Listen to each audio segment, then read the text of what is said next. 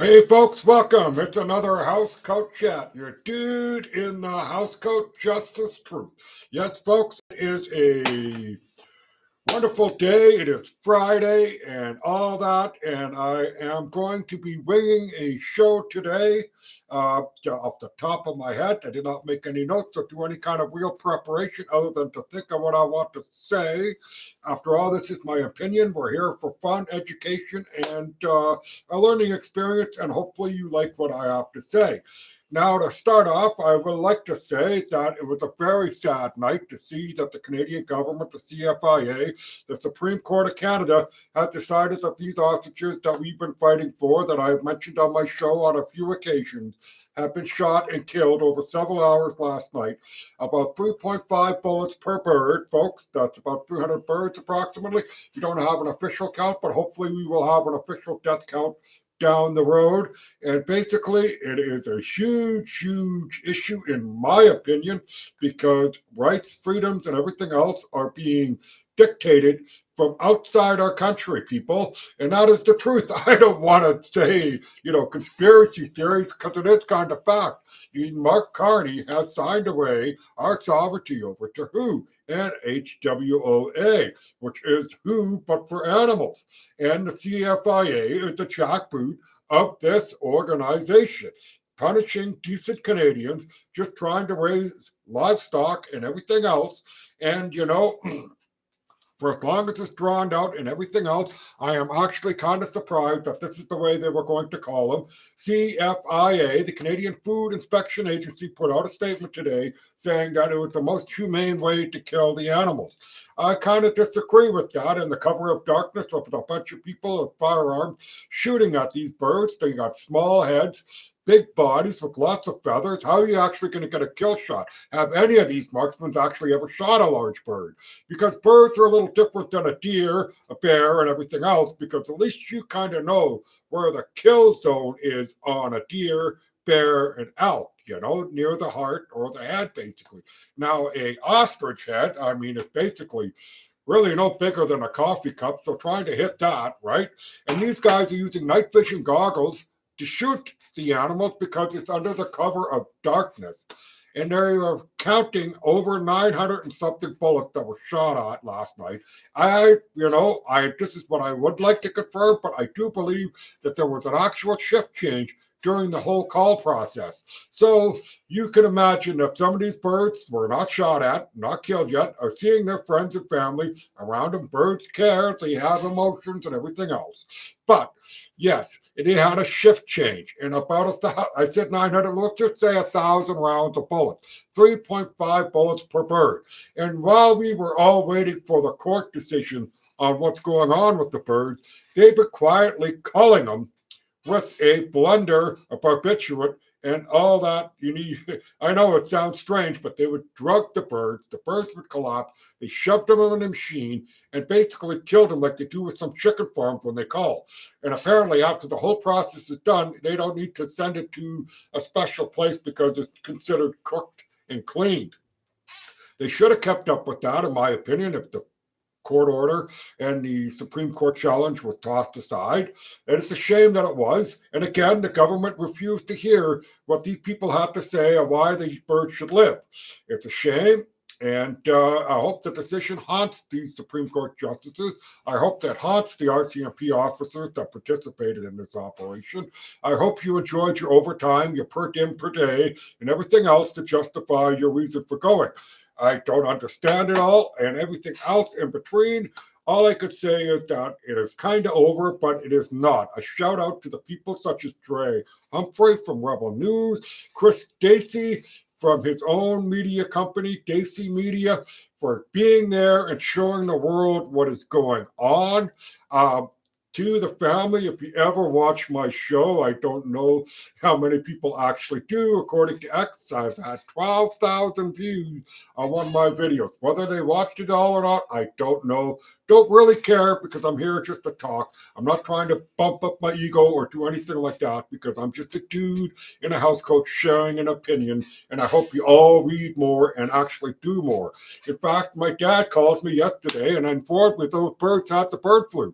And I'm like, Dad, if you were paying attention to my show like you say you have, you would have already known that I've stated that. But the only reason I am harping on it is because it's been such a long time and the birds have recovered. And through research and through actual lab tests proving that they will have immunity from the recent infection, then the birds should kind of live, right? This one policy where a person as the CFIA agent, the Canadian Food Inspection Agency person, just has a suspicion in their mind, folks, in their mind. All right? And I've heard and watched a CFI agent explain to a veterinarian who happens to be part of the whole operation there. He's asked, this veterinarian's asking how he knows that this bird has a fever. And because the guy did not know. The CFI agent did not know the injured bird that happened a while back, that the RCMP were flying drones in too low on the bird, spooked the bird. The bird ran into a fence and basically damaged his knee. Long story short, there, okay? So that bird was injured a while back. It died tragically, sadly, but it died because of its injuries and it wasn't getting the attention it deserved. The CFIA, even though they had a call order and there was a stay in place, were still supposed to take care of these animals properly. And they did not, folks. They did not. Anyways, to the family of the farm in Edgewood, and to all those people that are supporters and everything else, I would like to say, humble sorry, this is all went the way it went, but I want you all to hold your heads up high because you did something most people don't do, and that is to stand up for your rights and to try and stand up for what you believe is right. And all those things that go on in between. Just like the trucker convoy, you could say whatever side of the fence you are on with the truckers or this recent thing with the ostriches and everything else. And like I've also mentioned in a video, the CFIA killed a bunch of cattle because of TB, and when they tested the cattle after death, there was no TB in the cattle. And yet, this goes back to the point that I mentioned earlier. Only the CFIA agent has to have a suspicion, right? A suspicion. There's more to the story. We can go on and everything else about it and everything in between. And if you are seriously interested and like, wow, how could this happen? Well, I would honestly say go check out saveourostriches.ca or go to YouTube under the same name and you will find a lot of stuff there regarding the ostriches. You can also check out Viva La Fry. Shout out to Viva La Fry for being a well-spoken person and a person from outside the country who raised the awareness of these birds and everything else and got a hold of a whole lot of people to try and bring these birds to the United States and all that, his video yesterday, folks, if you don't know who Viva La Fry is, he's on X, he's on YouTube, he is all over the place, but his message to the CFIA, the RCMP, and the members of parliament, all of them, including the silence from the opposition, although I will give a shout out to Mr. Anderson, the MP for the region, for standing up in the House of Commons today and actually blasting the Liberal Party and the agricultural minister and the Canadian, and I think it's the Canadian food. Anyways, yes, two ministers. One was for agriculture, and I think the other one, I can't think of it off the top of my head. Like I said, folks, I'm going off the top of my head, trying to wing it here, because you know what? It bothered me. I had pretty much tears in my eyes this morning. You can ask my wife, Danica. She will confirm it, because it finally hit me. They're dead and everything else, and I invested a lot of time in reading and research and trying to find out what the frick is going on. And I feel for that family. That scone is lit for that family. That scone is lit for all those birds that were slaughtered needlessly, folks. They were truly needlessly slaughtered. If the birds were basically dying from the point of last year, December, right up until now because of the sickness, then I would say call them. But they survived and are thriving now. The eggs, under research from a Japanese university and stuff, and the independent lab reporting out of Quebec that confirmed that they had antibodies. It is a shame, folks. Truly is a shame when we could have had a cheap antibody for COVID, for the bird flu, for a host of other things made because of these ostriches. It's truly a wonderful, remarkable bird and a robust immune system. All you have to do, folks, is read up and check on it. I'm not telling you, I am the absolute know-it-all and everything else, folks, because after all, I'm just a dude in a housecoat talking to you with shades and a face that needs a shave and everything else, but I feel that it's important and the message is important. Now, I have to kind of want to move on from it because I will talk more and more and more about those poor birds. Anyways, folks, as I would like to talk about other things that are going on in this wonderful country of ours, I'm going to go right to the one that kind of leaves me flabbergasted with the media. And if you can't see the collusion between the media and the running party of the country, which are the Liberals, my God, we just had a huge budget, folks. That is not a budget, so to speak, as a traditional budget. We didn't have a budget last year. And what it was last year, I'm not going to present the budget because it is too much money we are wasting. But this year, the budget is a $78 billion deficit, $1 trillion worth of spending over 5 years. And somehow that $1 trillion investment for all of us is going to work out to a $3,000 bonus, if it all works out in Carney's magical world of Brooksfield connections. All right, let's pause for a second, folks. The deal of this year is about $35,000 in additional debt per person in this country. And you're going to tell me that after 5 years, I invested personally, let's say I invested $100,000, and after 5 years, I'm going to get a 3% return? Inflation is at what, 3.5%? I'm losing money. That's what I hate about politicians, because they talk a big game. I remember Paul Martin back in the day talking about the budget, talking about how a nickel off our employment insurance is going to save us millions, or save us tons of Canadian taxpayers. But meanwhile, they raise income tax or the GST at the time, whatever it may be. But the other end of the spectrum, it went up quite a bit. But it's just, that's just a little cost increase, right? The languages that our politicians use, after all, politics is just a never-ending popularity contest. Never ending. But everybody with this budget that's going on, the fact that the mainstream media in Canada, very few are sort of talking about it, but what they're more talking about is the floor crosser from Nova Scotia. My God, he switched over, and there's supposed to be more coming over. And well, needless to say, it quite possibly could have been true. It might have been nipped in the bud. The gentleman from Edmonton who's resigning is not going to resign in the spring. The fellow that was in Nova Scotia who decided to jump ship, he was upset, folks, because the party brass of the progressive conservatives, excuse me, folks, my health issues are kind of acting up. I got squeezing and stuff like that causes me to belch up, whatever. But anyways, besides that, he wanted to be the Speaker of the House.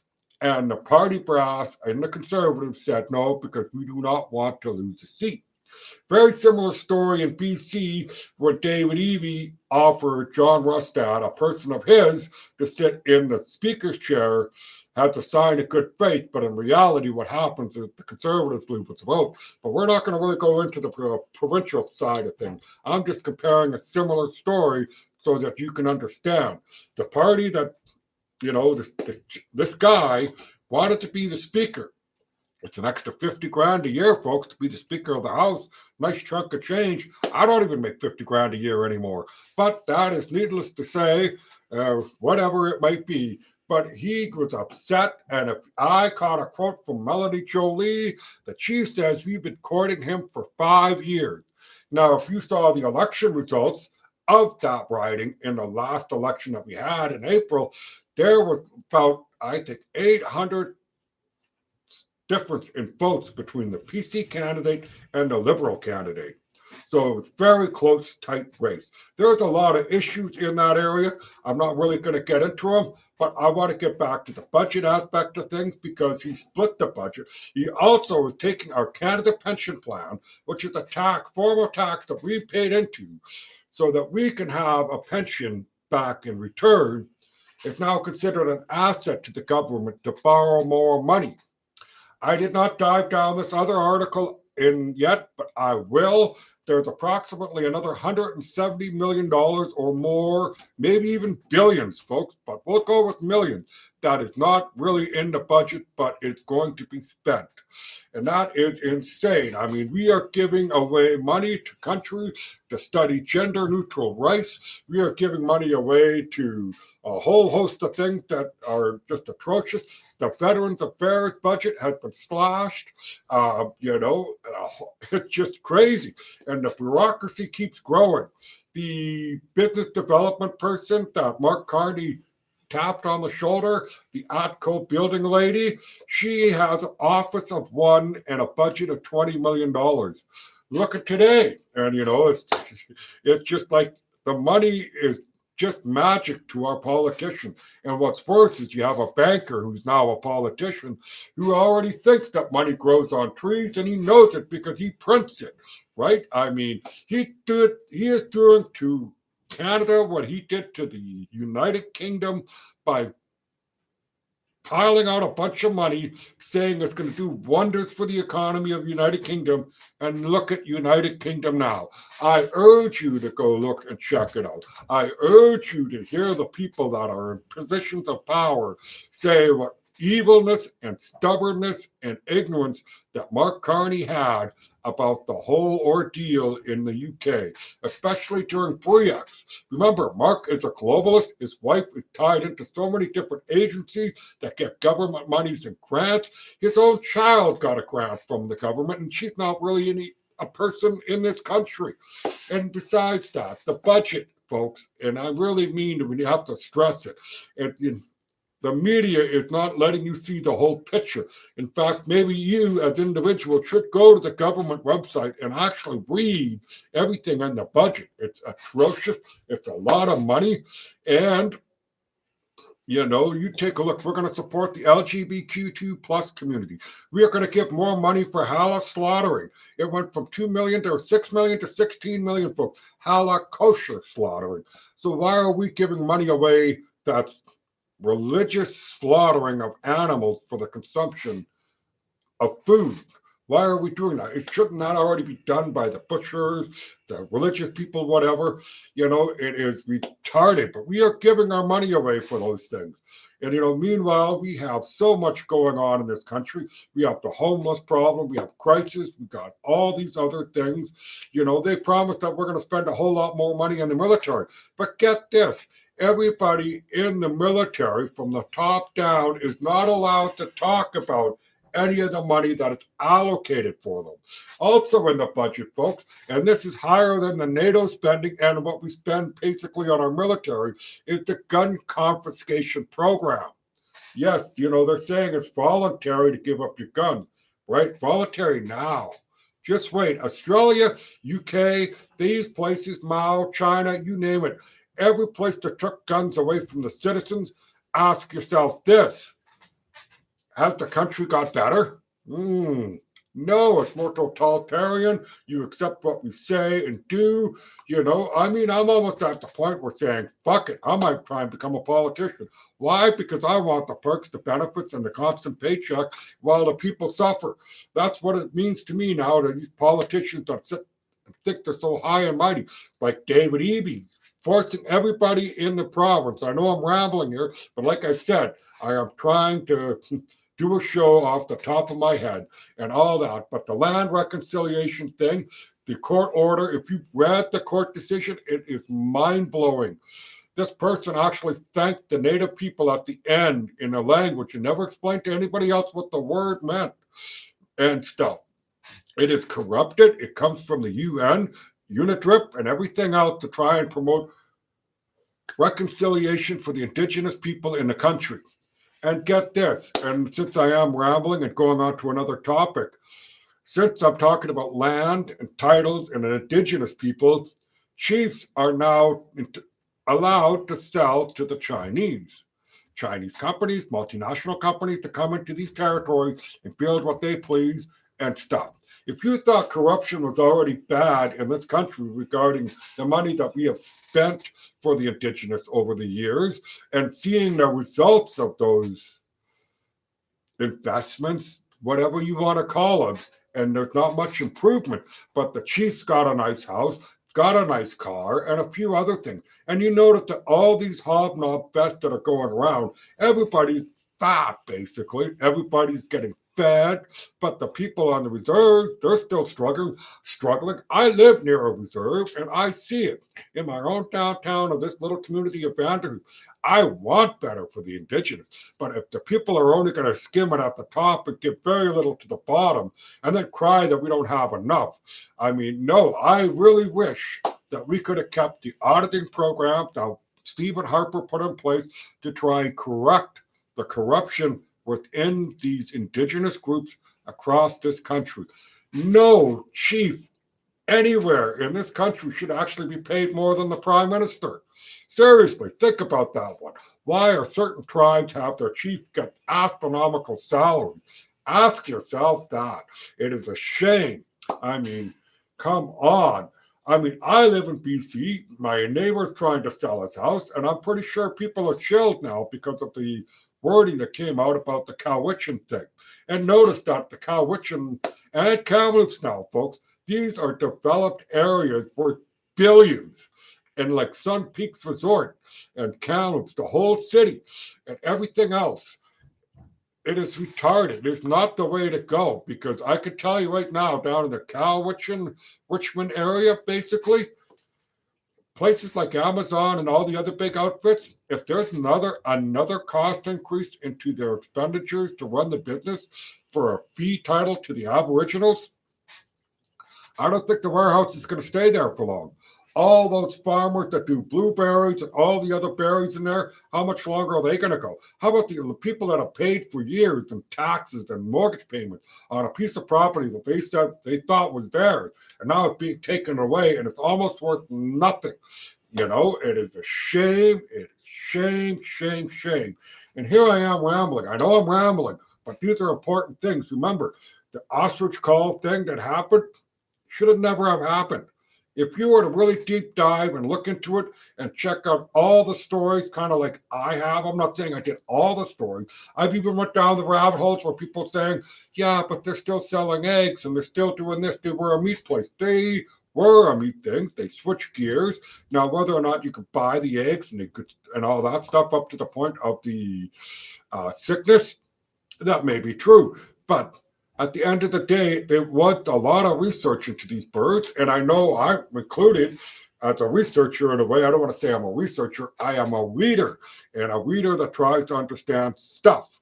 And by that, you know, all I can say is there was a lot of misinformation in that. There was a lot of lying by the RCMP and the CFIA and everything else. But at the end of the day, people's personal property was killed, destroyed by the state. Right? I just look at the Emergency Use Act for the convoy people. A court has stated that the government was wrong for invoking the Emergency Use Act to try and crush that little convoy of hot tubs and bouncy castles. And then ask yourself this, since I'm rambling and talking about protests, why are we still seeing protests of the Palestinian people when there's supposed to be a peace deal over there, and yet we're still having people harassed? A Jewish faculty had to barricade themselves into a room because the Palestinian fanatics were going after them. I've seen the videos. It's a little bit shocking. I know the world is a weird and evil place and stuff, but my God, how can you sit there and crush your own citizens but try and appease people that are over here basically as refugees and new immigrants that are from there in those war-torn regions? And I feel for the people that are in those areas. Believe me, I do. They are something of innocence, most of them, right? Caught up in a conflict that should never have happened in the first place. And I will even go on to even state further that in the 30s, the British were helping the Jewish population in that area kick the Palestinians out of their homes. That is back in the 30s, folks. And you know how I found out that information? Blows my mind is actually listening to an English translation of Hitler speaking. Woo! Hitler, bad man. Well, yes, he is a bad man. But at the same time, he spoke truth in the 1930s about what was happening in that area of the world. And a Rothschild, folks, yes, a Rothschild spoke up only twice in the House of Commons. A sitting member of the House of Commons in England vacated his seat for the day, his seat. So this Rothschild can speak on the creation of the state of Israel. And also, as a side note, he also spoke up about pasteurization of milk. Now, there's a rabbit hole people should go down and take a look at as well. Go read up on about unpasteurized milk and the whole process of everything that led up to all the mass pasteurization of milk. Raw milk is good for you if it's just like making milk, as long as you clean the teats and make sure that the bucket is clean and your instruments are clean to get the milk out, there is nothing really wrong with raw milk. Now, end of that part. And I know I went on a little bit of a tangent there, but everything that's going on around this world seems to be connected and controlled. And seriously, I mean, you look at how the languages for the digital currency, for censorship online. 3 bills coming up soon in the House of Commons to get some more readings in on. I will be discussing those bills in my next episode, and because I think it's important, because what I'm saying now, like I mentioned to my dad on a call the other day, is everything that I've said online on my live shows, warts and all and everything, I could be thrown in the slammer or have my internet taken away, which is funny. Take away my internet, you take away my banking. Seriously, that's how dumb it is, you know. But anyways, I can go back to being old school, you know. I really could. I've lived that way. I can go down to the bank every day and make a transaction if I have to. And I noticed the timing of this is almost a half hour. I enjoy talking. If using the sunglasses, folks, I think it's a little bit better because I try and watch the camera so that, you know, there's eye contact and it's a little bit better because I try and look at the screen as well, but I can, you know, never mind all that. I'm just yabbering right now, and the show should be darn near over. All I have to say is I want to give a positive vibe to everybody. The scone is lit. You know why it's lit? Today it's for the ostriches, and you know, you're missing a loved one and everything else. There is a missing child in Airdrie. If you live near the Airdrie area or anything like that, please go look up the Missing Child Alberta, and you will hopefully see a picture of that young girl that's missing, 16 years old. It is about 3 days, I think, now, so hopefully they do find her and nothing nefarious happened to her. Also, please visit an SPCA, folks, at least once in your life. You don't have to adopt, but go and check it out anyways. So positive vibe, people, take care. And I know I rambled a lot today, but I really wanted to get my thoughts out of my head so that I can be a little bit more calm. Anyways, folks, take care and enjoy your day and hope to see you soon. Thank you.